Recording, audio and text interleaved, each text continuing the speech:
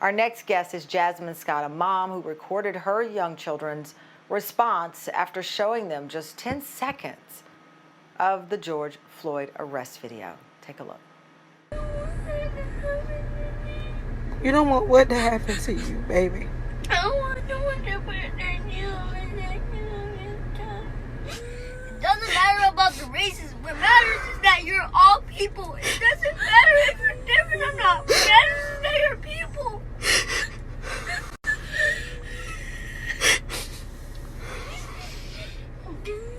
These white folks are killing black folks for no freaking reason. I don't want anything to happen to me. It's heartbreaking. Jasmine Scott joins us now from her home in Georgia.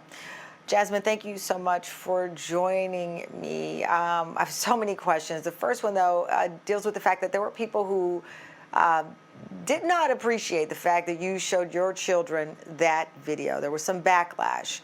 Why did you show them? Why did you feel that it was important that they see some of it? I felt that it was important for them to see. You can use words and you can try to express how important and how disturbing something is, but sometimes just showing them can say so much more. I didn't let them watch the entire thing, but they saw the first 15 seconds and it instantaneously started the emotional meltdown that you saw in the video.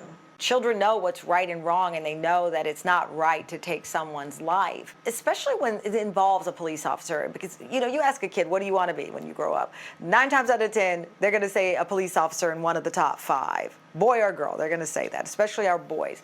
How do you explain to them that the police are there to protect you, but this is also a reality of your journey? So I speak with them how I would in any other situation. There are good and bad people, period. So I just explain it in that manner. Not every policeman is a bad policeman, but there are some that you have to be mindful of. And there have been a plethora of officers who've reached out to send their pictures to show the kids. Can you show them this? So they can know that I'm one of the good guys. And I feel like that's been very important in just driving that narrative that not all policemen are out to get you. As a mom, I relate to something you said about trying to hold it together in front of your kids because you don't want them to see how stressful this is on your mind, your soul.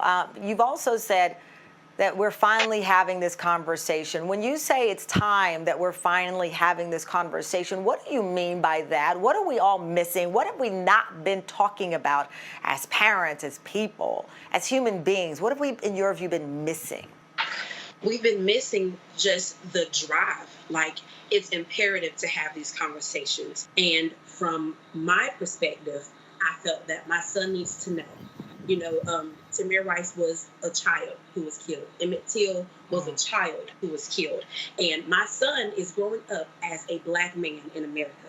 So the sooner I can get to him and let him know this is something that is constantly and utterly and repeatedly happening to black men in the United States, I had to tell my son, because I don't want to lose him simply because of who he is. He can't change that. Well, I think if never before, people recognize the importance, and they also recognize that we're all in it.